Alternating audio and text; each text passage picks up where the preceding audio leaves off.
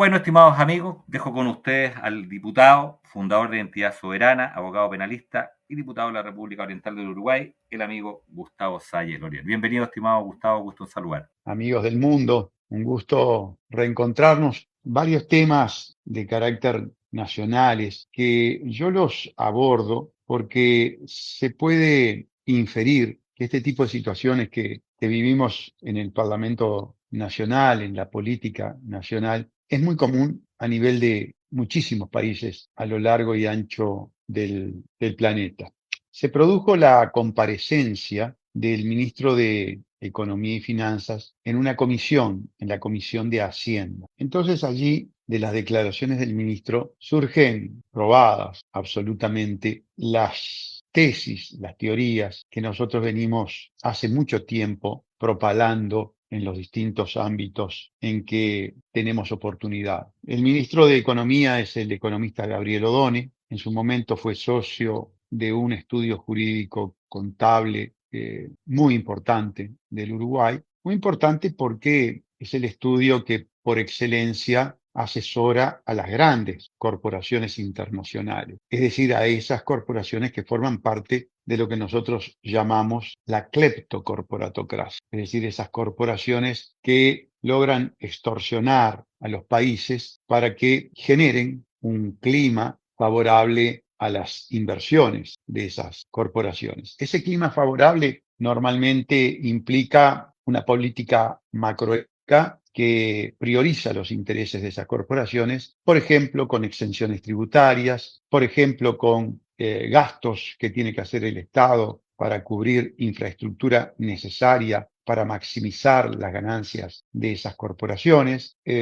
también que les provea de garantías especiales para sus inversiones, como por ejemplo la estabilidad en materia inflacionaria. Y esto es importante señalarlo. Normalmente los gobiernos hablan de control de la inflación y le venden al pueblo el discurso de que ese control de la inflación es para beneficio de la población, porque la inflación es el peor impuesto encubierto. Y ello es cierto, pero no menos cierto es que la estabilidad en materia de porcentajes de inflación es un requisito del inversor. Es un requisito del inversor para poder hacer las proyecciones de carácter económico financieras de su inversión. Entonces, en esa comparecencia, este ministro que estuvo vinculado a ese tipo de estudios que trabajan para los intereses de estas grandes corporaciones, reveló cosas muy interesantes que van en un sentido totalmente opuesto a lo que en campaña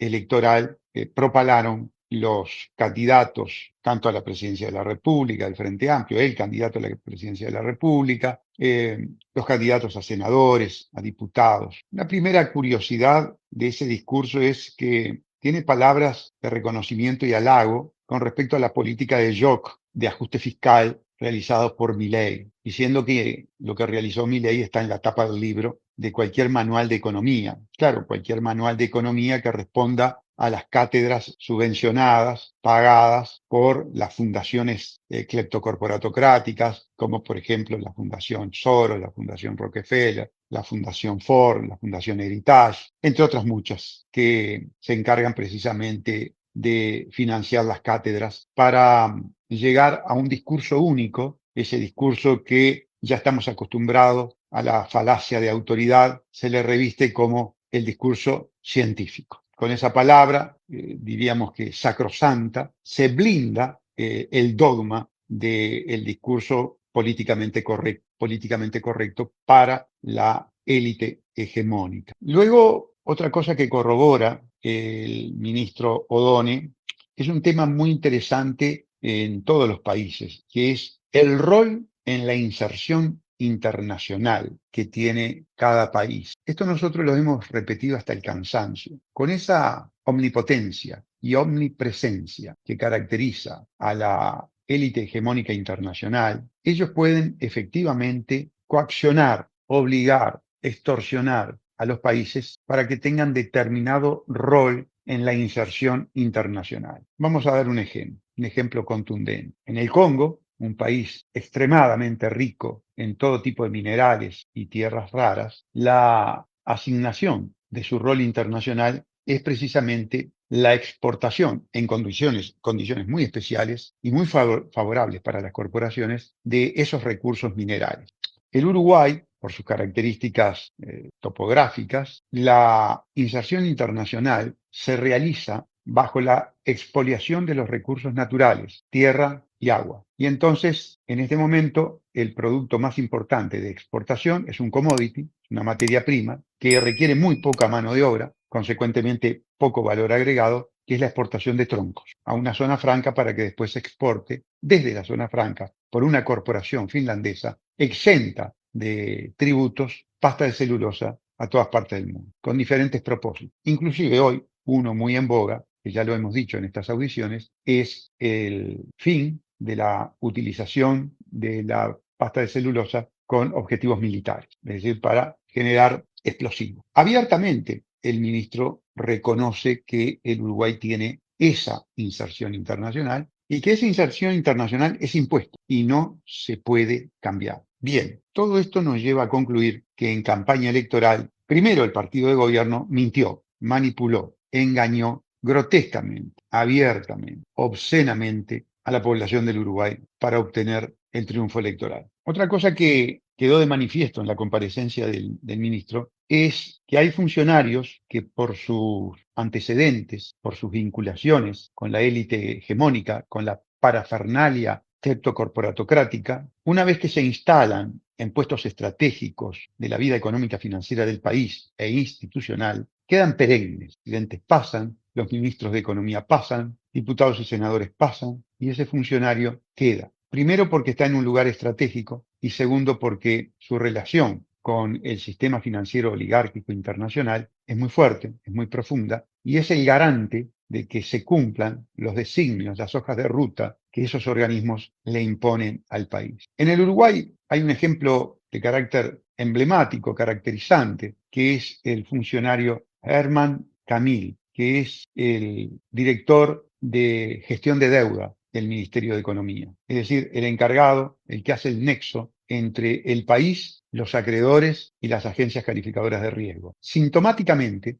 este funcionario ha sido funcionario de los dos gobiernos anteriores del Frente Amplio, del gobierno de la coalición multicolor que perdió la elección y sigue siendo el funcionario del nuevo gobierno del Frente Amplio encabezado por Yamandu Orsi. Esto demuestra lo que nosotros hace mucho tiempo venimos señalando, y es cómo nuestros gobernantes fingen, mienten, que tienen autonomía, independencia, soberanía para tomar las decisiones que más convengan al pueblo uruguayo. Eso es falso, eso es mentira. Y eso es mentira en todos los países del mundo.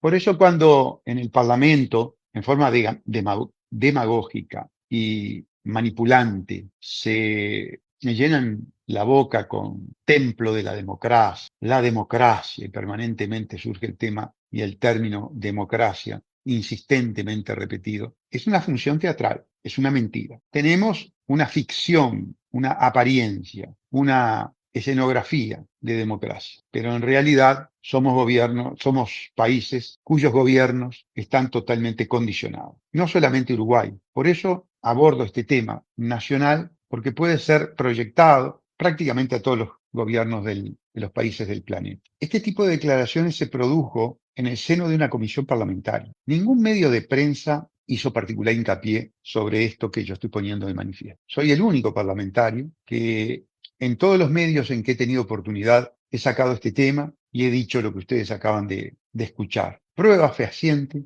de todo lo que ha sido nuestro discurso a lo largo de nuestra lucha contra la corrupción, que no comienza con nuestro trabajo como parlamentario, sino que al contrario, el trabajo parlamentario, nuestra posición de parlamentario, es el corolario de ese trabajo de casi 20 años denunciando la corrupción, la coacción, la falta de soberanía, la extorsión que padecen los pueblos a través de los organismos multilaterales, las agencias calificadoras, que se encargan además de tener a estos funcionarios. Y no es solamente en materia económica, siempre que hay un tema trascendente para la élite hegemónica, vamos a poder descubrir en los distintos ámbitos institucionales este tipo de operadores al servicio de la élite hegemónica. En Uruguay, nuestra participación en el Parlamento consideramos que es muy importante por cuanto accedemos a información de forma mucho más solícita que lo que se puede hacer desde fuera del Parlamento. De todas maneras, les digo que, y esto sucede prácticamente, pienso, no tengo la comprobación empírica, pero pienso que es así en gran parte de los parlamentos a nivel internacional,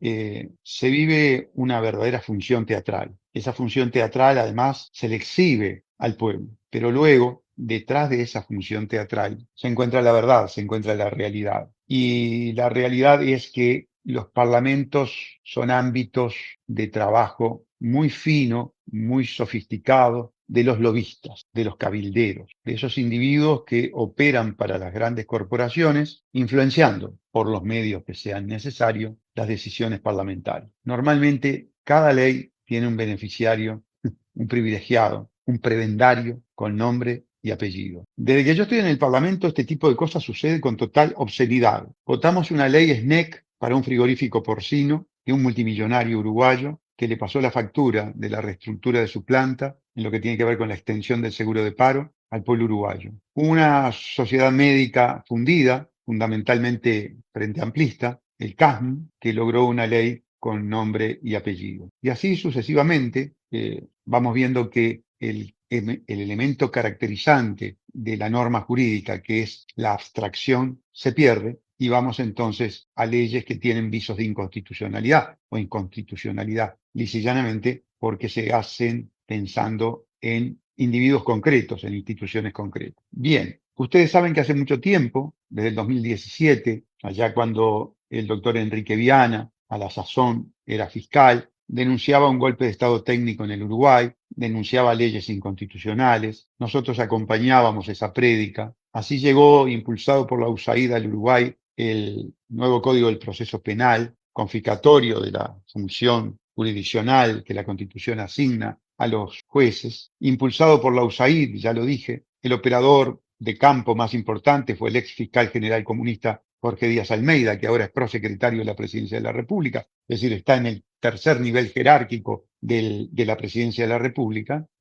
un tercer nivel jerárquico político que lo alcanza un funcionario que no podía realizar actividad política, del mismo modo que el ministro del Interior, el ministro político, es un exfiscal que tampoco podía realizar función política, y sin embargo están allí formando parte entonces de las principales figuras del elenco del Poder Ejecutivo. Eso demuestra que teníamos militantes políticos del Frente Amplio en el servicio descentralizado. Era un servicio descentralizado politizado por el Frente Amplio. Por eso no caminaron mis denuncias contra la corrupción, mis denuncias contra la violación de los derechos humanos. Y hoy queda absolutamente probado. Para aquellos que decían el doctor Salle falla técnicamente, el doctor Salle no hace denuncias con prueba. No, señores, hacíamos denuncias técnicamente excelsas y cargadas de material probatorio, como lo hizo Nicole con el tema de la pandemia. Pero lo que pasa es que cuando la cancha está sesgada, cuando no se quiere ver, cuando se tiene compromisos con la élite, no hay verdad, por grande, por manifiesta, por clara, que pueda, bueno,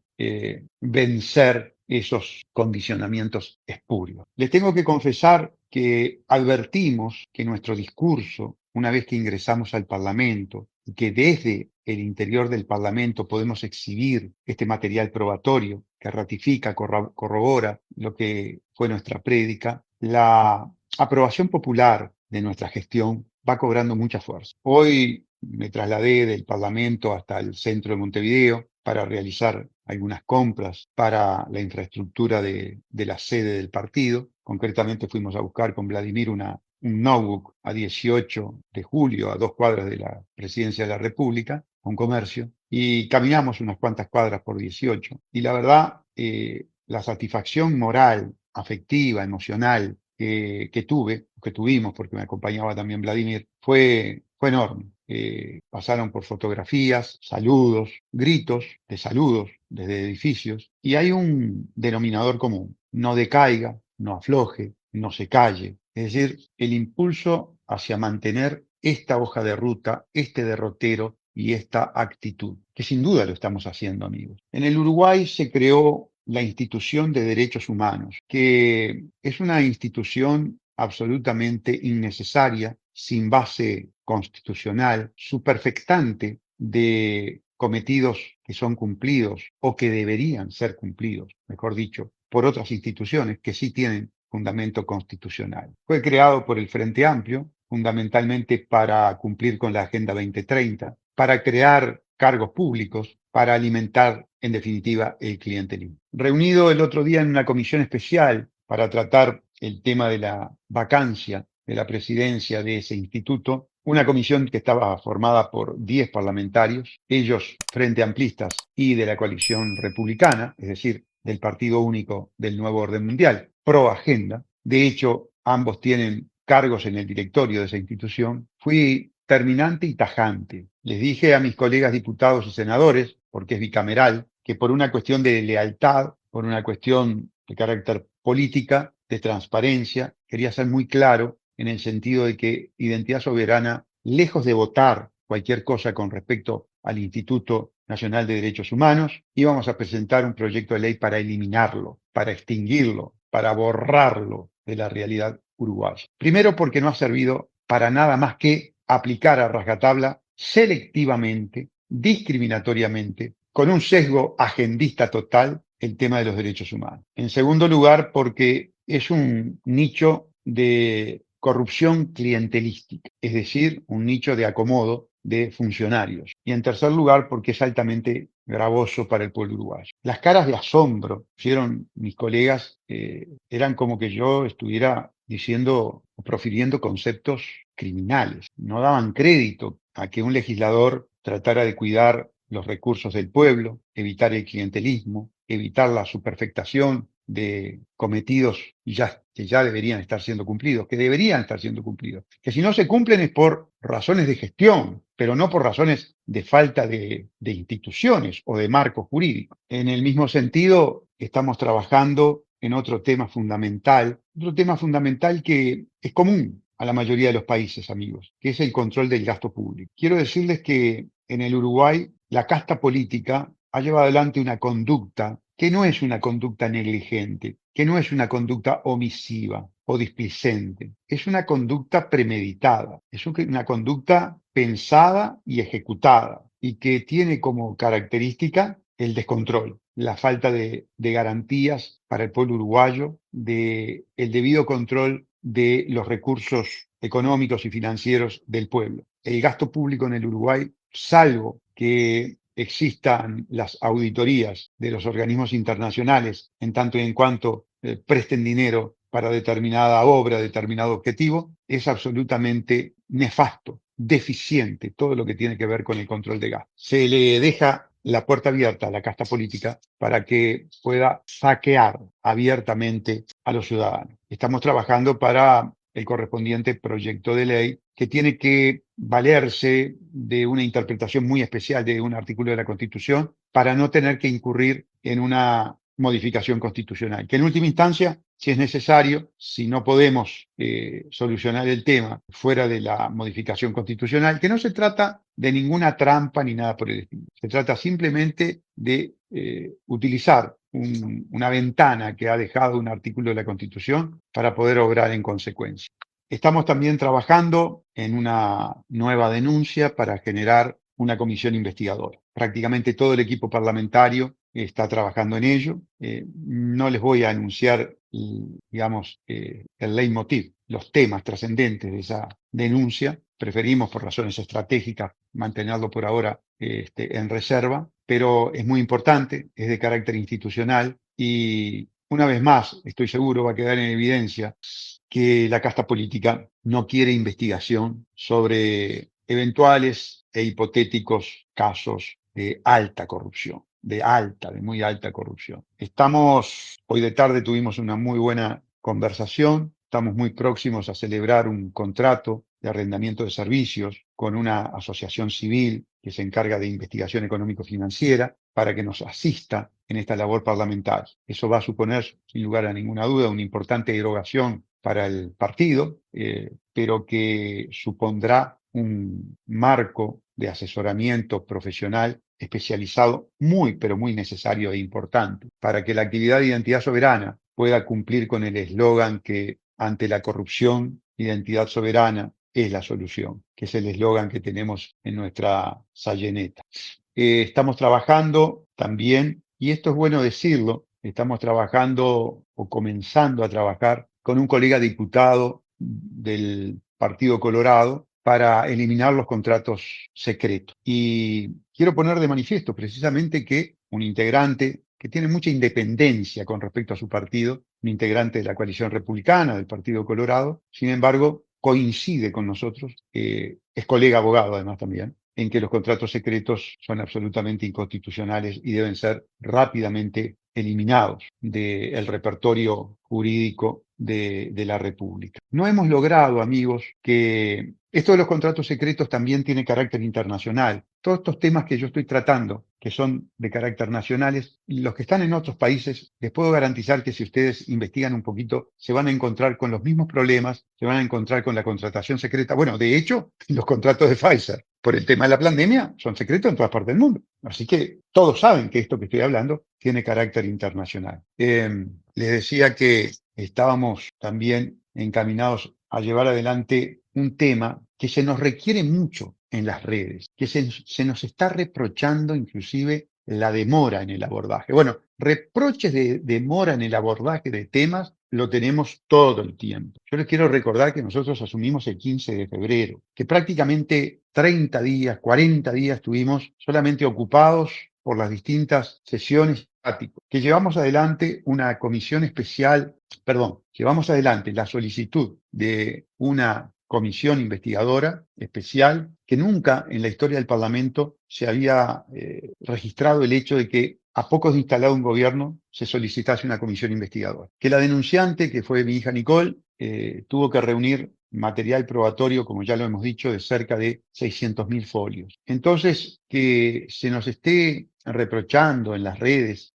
yo sé que hay mucha gente que opera para el Frente Amplio, opera para la coalición republicana y que lo hace adrede, entre otras cosas para tratar de desestabilizarnos o generar confusión en nuestros votantes. Pero no hemos parado de trabajar. Nuestras jornadas empiezan 8:30, 9 de la mañana, terminan 6:30, 7, cuando no tenemos sesiones que se van hasta las 12 de la noche, como fue el caso de la sesión de la comisión investigadora. Pero les decía que nos reprochan que no hemos abordado un tema muy importante para nosotros, que es el tema de la típica ley que baja a tierra todo el tema de la ideología de género, que es la ley 19.580, una ley que busca destruir a la familia, que busca destruir las parejas, que busca generar el odio entre el hombre y la mujer. Ahora, fíjense lo que sucede. Muchos de los colectivos que nos reprochan no abordar urgentemente ese tema no se prestan para colaborar con Identidad Soberana. Colectivos grandes, con colegas conocidos, a los que le hemos solicitado colaboración, hasta el momento no la han otorgado. Es decir, que advertimos que ahora en la vida parlamentaria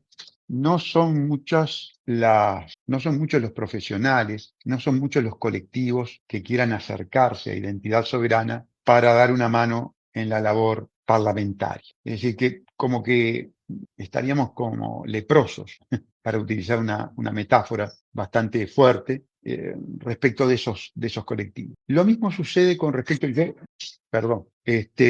lo mismo sucede con los sindicatos. Yo eso lo puedo entender porque el PIT-CNT, los sindicatos están dominados por el MPP, por el Partido Comunista, es decir, por el Frente Amplio. Nuestras críticas tan agudas, tan certeras respecto del Frente Amplio, de los cuales ellos son el brazo extorsivo, apéndice del Frente Amplio, les impide acercarse. No quieren hacer una mala gestión frente a las autoridades del Frente Amplio. Pero todos estos elementos es bueno que ustedes lo conozcan para que ponderen las dificultades que tiene Identidad Soberana para poder cumplir con sus promesas, con sus objetivos. Tengo otro tipo de situaciones que también las pongo en conocimiento de ustedes. Hay temas que nosotros entendemos que hay que ponerlos sobre la mesa, pero que por el momento no tenemos el debido material de carácter científico, tecnológico, para actuar con la certeza, con la responsabilidad, con la agudeza que dichos temas ameritan. Les voy a poner un ejemplo. El otro día me llamó en forma bastante descomedida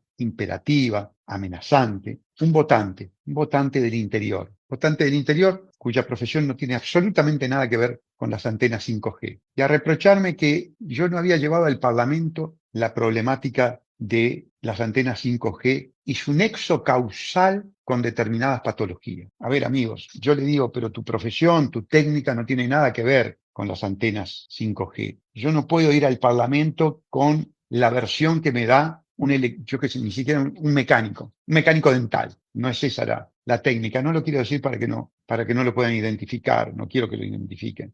Pero si un mecánico dental, técnica muy respetable, me viene a decir, mire, porque las antenas 5G generan este tipo de neuropatología. Yo le voy a decir, ¿pero de dónde sacaste eso? ¿Cuál es tu expertise? ¿Cuál es tu fundamentación científica? Entonces, por lo menos por el momento, a los despachos de Nicole y de Gustavo no ha llegado ningún material contundente como para que nosotros ocurramos al Parlamento con ese planteamiento. Estamos pidiendo informes. Claro, eso sí estamos haciendo. Estamos generando todo el elemento probatorio para decirle al Parlamento, señores, aquí se está utilizando esta técnica, se está utilizando estos elementos y sin embargo se carece de estudios sobre las posibles consecuencias, las eventuales, las hipotéticas. Es decir, situarnos en una posición diferente, situarnos en no aseverar eventuales nexos causales, sino preguntarle a la autoridad si tomó los recaudos necesarios para saber si esa tecnología ocasiona o no algún tipo de perjuicio. Es decir, que es una posición totalmente diferente. ¿Por qué?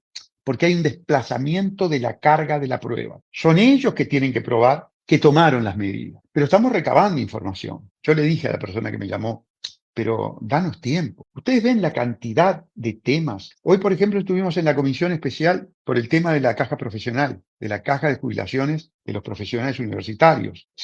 Estamos en la comisión permanente de Ganadería, Agricultura y Pesca. Estamos monitoreando las otras comisiones a través de las lecturas de las actas taquigráficas. Entonces, y estamos constatando que el país está en una situación de crisis, de colapso. El 29 tenemos la comparecencia del ministro del Interior, ese que dijo que la guerra contra el narcotráfico estaba perdida. Es una comisión especial de la que no somos miembros, porque además hay otra cosa.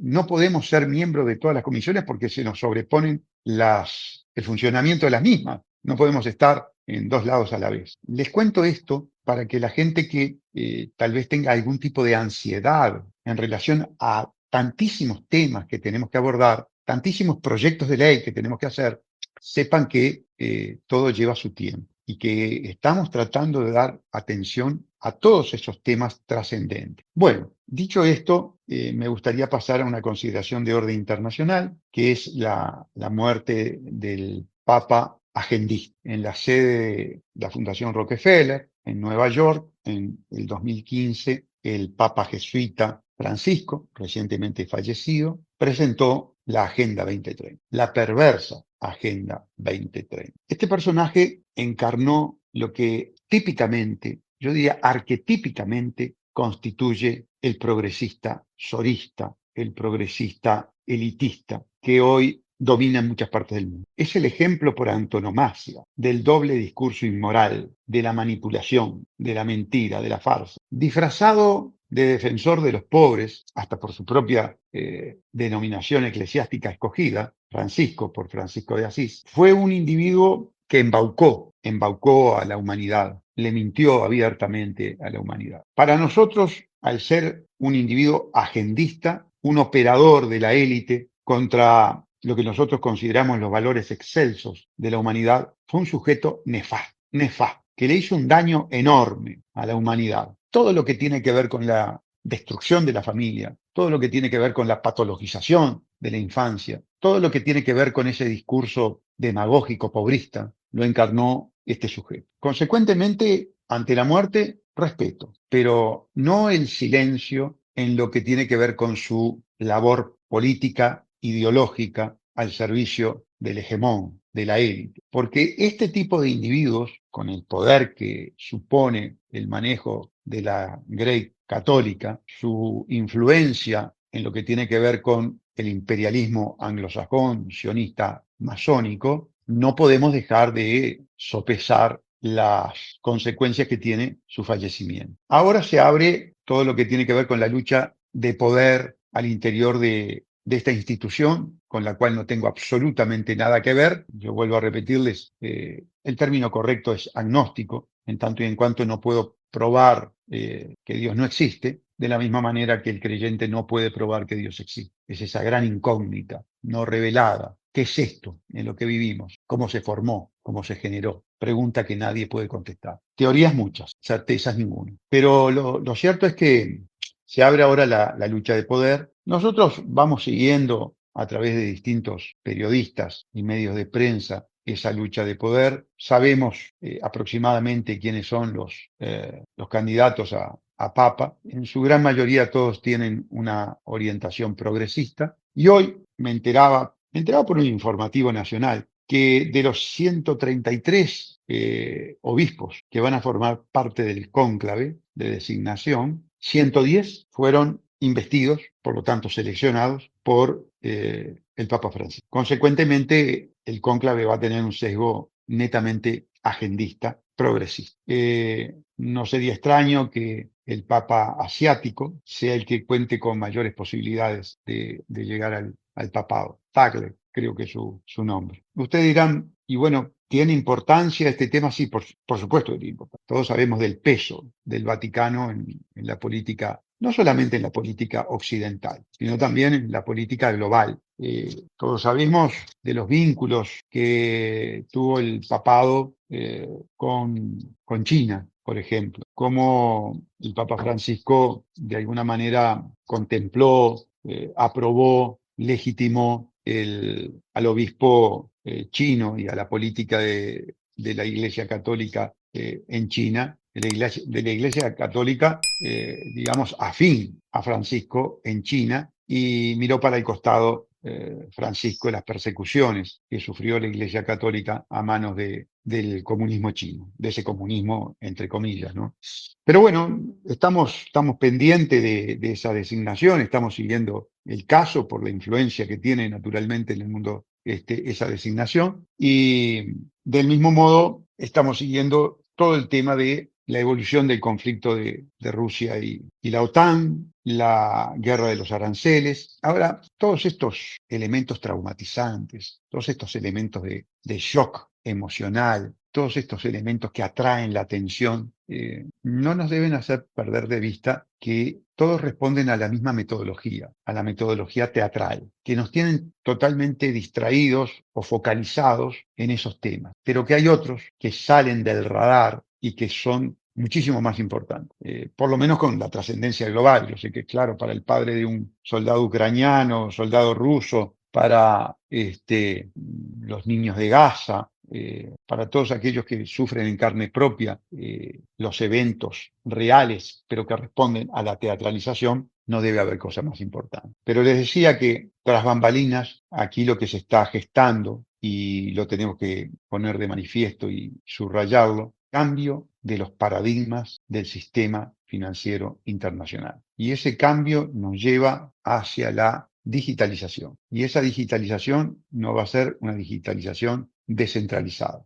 va a ser una digitalización centralizada. Van a ser las CBDC, la moneda digital de Banco Central. Nosotros hemos hecho un pedido de informe al Banco Central del Uruguay para que nos revele todo lo que tiene que ver con un plan piloto que se llevó adelante en el Uruguay hace un tiempo atrás. Y la digitalización, este cambio de paradigmas, el sistema cripto centralizado en materia financiera y económica, es la imposición de un régimen totalitario, donde hablar de democracia será de tontos, de crédulos o de sinvergüenza. Entonces también vale la pena no perder de vista, buscar información con respecto a este tema. En el Uruguay, el Frente Amplio, el más eficiente operador de los intereses oligárquicos internacionales, el más eficiente operador antipueblo que haya tenido la historia del Uruguay, está a punto de presentar un nuevo proyecto que busca precisamente la profundización de la esclavitud de los uruguayos ante el sistema financiero. Y,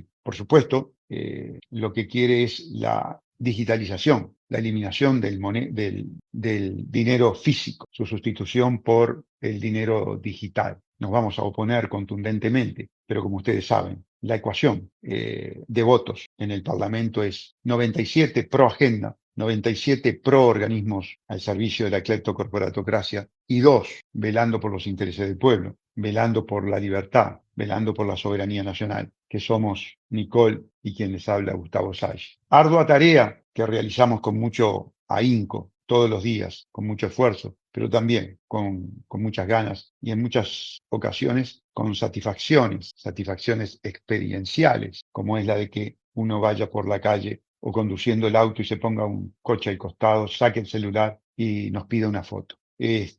Bueno, muy bien, Jorge. No sé si tenemos preguntas, consideraciones. Tenemos preguntas, tenemos consideraciones, tenemos muchos comentarios, muchos saludos también, estimado Gustavo, que todos dicen, por lo menos 3, 4 amigos que están en la conexión, dicen que agradecen la gentileza de que estés informando y que por otro lado también tengas el tiempo este día viernes, digamos, para estar. Y todos los días viernes lo vamos a tener a Gustavo acá en el canal Dirección Correcta.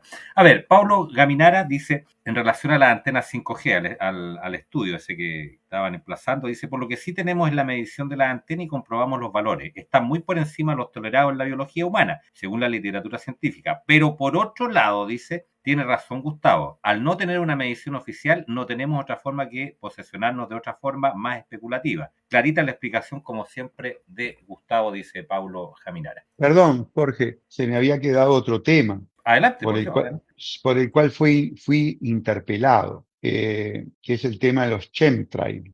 También estamos pidiendo informes.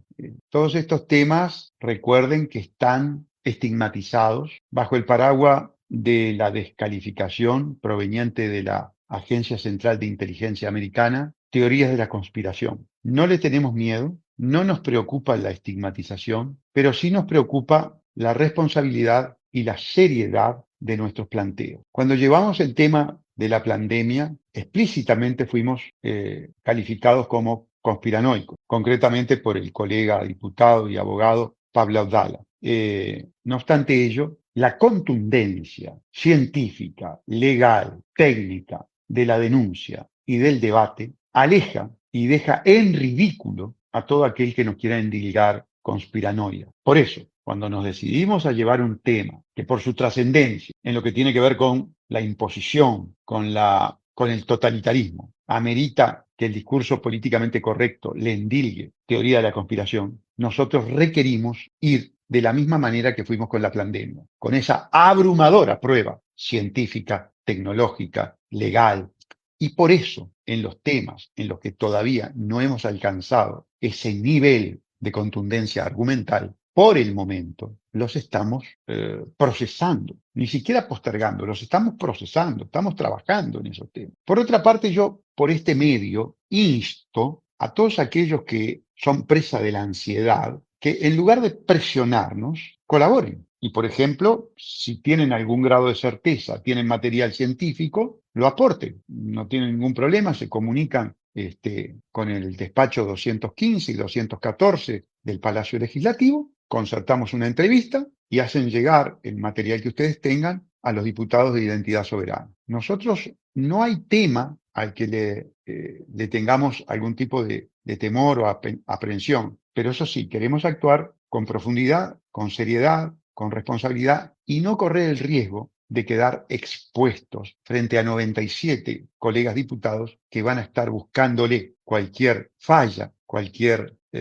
grieta a nuestra argumentación. Ese es el motivo por el cual las cosas se van procesando a veces lentamente, otras veces en realidad no es lento, sino que las otras personas son demasiado ansiosas. Pero como ven, hay cantidad de temas que estamos abordando y que necesitamos naturalmente ayuda, ¿no? Hoy fue un día muy productivo con esta contratación que estamos a punto de formalizar por escrito, que va a ser un asesoramiento imprescindible para el tema del presupuesto. Adelante, Jorge, que te interrumpí. No se preocupe, amigo. Por acá, dice Washington Arias. Doctor, ¿qué salida tenemos a la implementación de la moneda digital? Se repite mucho esta pregunta en el streaming, Gustavo. Miren, yo lo lamento, pero yo tengo que ser muy franco, muy sincero con ustedes. ¿Qué salida vamos a tener cuando somos dos diputados, cuando somos 2,69% del pueblo uruguayo que nos oponemos a esto? Ninguna. La verdad, ninguna. Porque además hay un fenómeno que es brutal, ¿no? Estos tipos de los laboratorios psicosociales son brillantes, son brillantes. Ellos se dieron cuenta que al ser humano le tenés que entrar por el lado de la comodidad. Que si vos querés una técnica, si vos querés un mecanismo de control totalitario, ese mecanismo le tiene que suponer al individuo que va a ser sometido, traerle como consecuencia confort, comodidad. Entonces, de esa manera, en las campañas de marketing, se exalta el tema de la comodidad. Y el ciudadano medio del siglo XXI sacrifica libertad por comodidad. Punto. Ya ni siquiera hablo de seguridad, hablo de comodidad. Entonces, a la pregunta de qué posibilidad, ninguna. Así de sencillo. Se va a imponer, se va a imponer. Estimado Gustavo, por acá había una pregunta que dicen, ¿qué opina el doctor Salle de la publicación realizada en el portal Movimiento Uruguay Soberano, expresando que Identidad Soberana está perdiendo prestigio por haberse rechazado la comisión investigadora en el Parlamento? Bueno, es excelente eso que sucede. Es excelente. Eso demuestra que el movimiento Uruguay Soberano es un movimiento masónico de disidencia controlada que lo que está buscando es socavar a la verdadera disidencia, a esa que se jugó, a esa que llevó toda esa prueba. Pero ya lo sabemos, su principal operador es un masón, el doctor Sartú, que incluso en el caso de las familias que están sufriendo la persecución masónica del Poder Judicial uruguayo masónico y agendista, se puso del lado de la jueza, de la juez perseguidora, con un editorial en el Pasquín frente a amplista Voces. Para mí es un orgullo, es un elogio, es un privilegio que ese movimiento, supervisado, guiado, liderado por la masonería uruguaya, diga eso de Identidad Soberana. Nos va a traer, este va a ser como Alfredo García, que escribe en Voces, que es colega del masón Sartú escribiendo en ese Pasquín. Nos va a hacer un gran favor. La próxima elección vamos a tener miles y miles y miles de votos más. Así que qué suerte, que sigan escribiendo desde ese movimiento traidor, masónico, de disidencia controlada, todas las blasfemias y las injurias que quieran con respecto a Identidad Soberana. Ello nos da cada vez más prestigio, cada vez tenemos más adherentes. Vamos a ser claros, cada vez tenemos más uruguayos que nos quieren en el gobierno. Por acá un saludo. Jorge Núñez dice, gracias doctor Salle, estamos trabajando juntos. El presupuesto nacional es clave. Poder diseñar un sistema de trazabilidad, señala, de la inversión pública que permita garantizar al ciudadano que cada peso uruguayo llegue según el objetivo que fue planificado con priorización y de forma transparente. Gracias a ti, Jorge. Gracias a ti, Jorge Núñez, y a ti, Jorge Osorio, por estar. Pero a los dos les agradezco. Jorge Núñez es precisamente una de las personas con las que, nos está dando, o personalmente, me está dando una gran mano en todos estos temas de trazabilidad del gasto del dinero público. Y vamos a profundizar en ese tema. Y vamos a proponer leyes contundentes en defensa del dinero de cada uno de ustedes, de los uruguayos. Por acá, pregunta para el doctor Salle. Ya estamos entrando en otros temas. Básicamente una mirada rápida no me ha gustado. Doctor Salle dice, ¿qué opina del CET, Centro de Estudios para el Desarrollo y su relación con la vida política del Uruguay? Bueno, a ver, yo no tengo por qué tener un conocimiento acabado de todas y cada una de las organizaciones. No sé quién lo dirige, no sé si es el estudio, la organización presidida por Muncho. En este momento no tengo presente quién la dirige. Perfecto. Y acá la última pregunta, estimado Gustavo, día viernes, día para estar con la familia, estás terminando la semana, estimado amigo, muy cansado con muchas actividades, así que te vamos a liberar. No, aunque te parezca, Jorge, aunque te parezca ¿No? mentira, Jorge, aunque te parezca mentira, a las 23:15 me engancho con Con Rubén. Dueñas. Con Rubén. Con Rubén. Claro. Perfecto. Mira, oye, no te pasaste, Gustavo. Ya, vamos a finalizar de tal manera que tengas un tiempo determinado, digamos, para poder tomarte un cafecito o algo. Ya, dicen por acá, buenas noches. Identidad Soberana, doctor, ¿va a realizar algún acto público en la sede central o en una plaza en conmemoración del Día Internacional del Trabajador del próximo 1 de mayo? Ya hace unos años. Muy buena. Ahí está la pregunta. Adelante. Muy buena la pregunta. Bueno, voy a aclarar este tema. Sí, teníamos pensado, en realidad es sí, pero no. Sí, pero no. Teníamos pensado y habíamos sacado ya un flyer de hacer el acto en la sede, inclusive como es característico de Identidad Soberana, esa marca que tiene Identidad Soberana, hacer una chorizada en el medio tanque, en la calle. Teníamos todo planificado y comenzaron a llegar mensajes muy lógicos, muy atinados, que decían, no hay locomoción, no hay locomoción, ¿cómo vamos a hacer para ir? Y tienen razón, el 1 de mayo en el país se paraliza la locomoción, sobre todo el transporte público de colectivos, de ómnibus. Puede quedar algún taxi, pero el taxi es caro en el Uruguay. Entonces, hoy con un conjunto de militantes que almorzamos juntos en la sede, entre ellos estaba la presidente del partido, Marita Canoniero, decidimos que era totalmente inoportuno hacer un acto un día en que la gente no tiene locomoción. Y además advertimos que es un jueves, que por lo tanto el viernes queda lo que se llama aquí, y en Chile debe ser lo mismo, un viernes sándwich, es decir, entre dos feriados. Y la gente aprovecha muchas veces esa circunstancia para faltar y irse al interior, a los balnearios, en fin, lo que sea. En función de todos esos elementos es que decidimos aplazar la conmemoración y estudiar la fecha más próxima, más oportuna y mejor para hacer esa reunión con este complemento de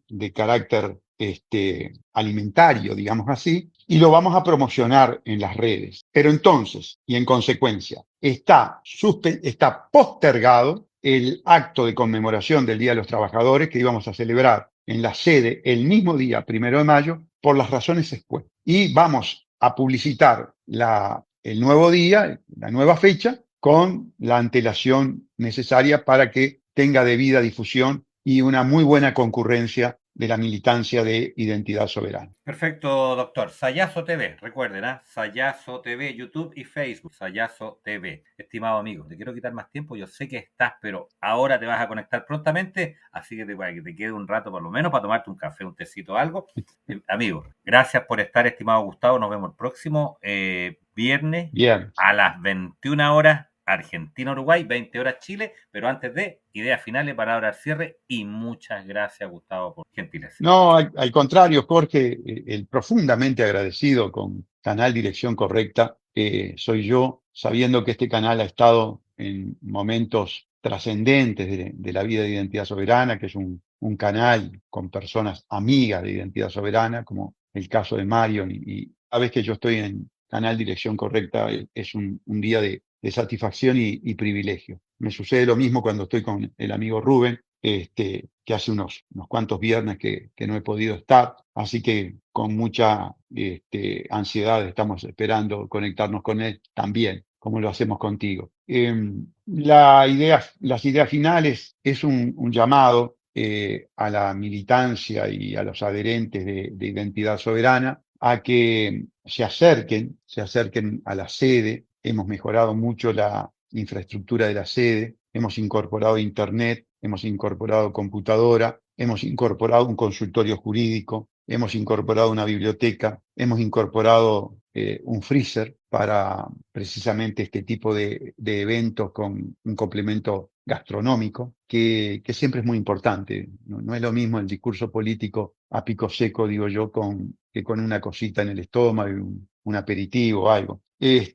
Estamos a punto de comenzar los trabajos de pintura exterior, interior, es decir, que también en lo que tiene que ver con la sede, con esa infraestructura, con ese lugar en el mundo que es la trinchera de los valores, hemos trabajado bien y mucho. Ahora necesitamos la militancia, el complemento humano, el que le dé el espíritu a esa infraestructura edilicia y a esa infraestructura logística. Necesitamos al militante, necesitamos hacer talleres, necesitamos que gente que tiene expertise en distintos temas comience a utilizar la sede, haciendo talleres, dándole vida a esa sede, haciendo vibrar a la sede de Identidad Soberana, que por otra parte, ustedes saben, nos queda a unos metros de nuestro despacho parlamentario. Muy atentos entonces a la nueva fecha. Creo que habíamos quedado tentatoriamente, tómenlo como una primera tentativa de fijar fecha, el 10, el sábado,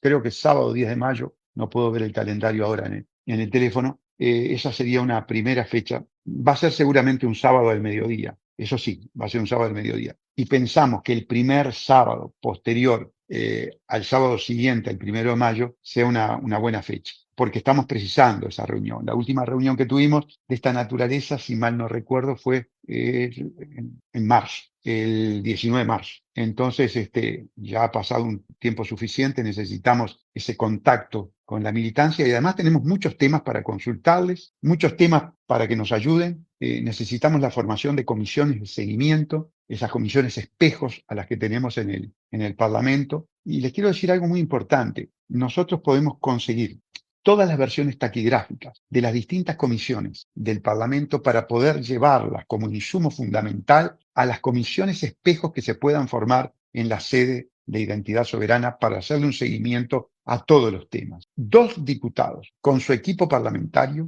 que todavía no está completo, recién comienzan a darse los pasos en comisión. Hoy felizmente se incorporó una contadora al equipo parlamentario, tiene que incorporarse un colega abogado, tiene que incorporarse una economista, tiene que incorporarse un escribano, pero 3 de ellos están pedidos, el otro estamos haciendo los contactos personales con ese profesional. Es decir, se está armando el equipo. Llevamos unos días en el Parlamento, estamos aprendiendo todos los días, estamos pagando derecho de piso todos los días, amigos, pero lo estamos haciendo con un entusiasmo, con una gana. Mi cónyuge me dice literalmente, estás a punto de llevarte la cama al Parlamento.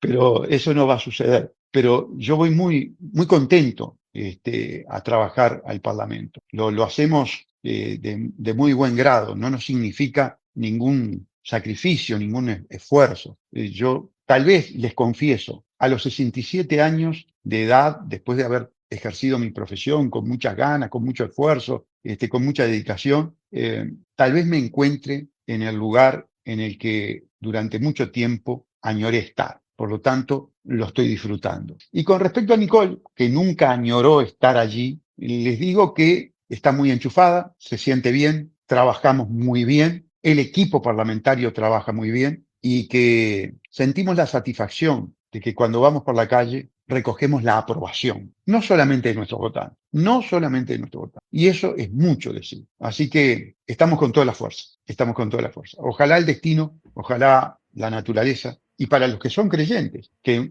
nos mandan todo tipo de bendiciones y de mensajes muy espirituales, muy lindos, el factor que sea nos dé vida para poder ejercer esta función y que ningún grupo de los que no nos quieren vaya a llevar adelante ningún ardid para que nosotros no sigamos trabajando. Ok, amigo mío, 2 cosas. Primero, saludar Sebastián Sosa, Hoy Natalia Pigurina, que está en la conexión, Marita Canoniero también, que está en la conexión, Gustavo. Sí, Natalia Hoy, Pigurina. hoy salía del palacio y en motos negras con cascos negros se me pusieron uno de cada lado, y me hacían seña de que parara. Y yo paré, ni menos pude, paré y me bajé. Doctor, dice, somos expertos en ciberseguridad. Queremos tener una reunión con usted por temas referentes a ciberseguridad, filtraciones que tiene la administración. En fin, querían colaborar. Por supuesto, les di el teléfono, ya están citados para la semana que viene a mi despacho. Ahora, pónganse en mi lugar, en la Sayeneta, con los vidrios abiertos, solo, flanqueado por 2 motos, con 2 individuos de negro, con cascos, que me hacen seña para parar. Y luego la conducta mía de parar sin problema ninguno. Quiero que tengan presente el nivel de exposición que tenemos, pero también que valoren por qué me paró esa gente. Estos muchachos jóvenes, muchachos de 20 y pico de años, me pararon para colaborar, pararon para aplaudir la gestión que estamos haciendo y colaborar en la intensificación de la misma. Entonces, eso paga el nerviosismo que pude haber registrado en el momento en que veo 2 motos negras con individuos de negro flanqueándome. Pero bueno, son pequeñas anécdotas que quiero compartir con ustedes porque forman parte de lo que es precisamente esta nueva vida que yo estoy experimentando, que es la vida de representante nacional, que también tiene sus aspectos positivos. Estoy muy contento con mi pasaporte diplomático, con el cual podré ir a Chile sin problema ninguno. Me lo gestionó Vladimir el otro día y me lo hicieron llegar en el día de ayer. Así que en cualquier momento, para estrenar el estatus de pasaporte diplomático, me tiro hasta allí, Jorge. Eso, el Valle del Elqui acá, qué precioso ahí, el Valle del Elqui, precioso. Gustavo, el sur de Chile, o el sur de Chile. Amigo, Corre. te puedes desconectar, a seguir con tus actividades. Un abrazo fraterno, arriba de Identidad Soberana y por supuesto, gracias como siempre, Gustavo. Mucha fuerza. Vamos Un arriba. abrazo y un gran abrazo a todos los amigos del mundo y para ti, para Mario.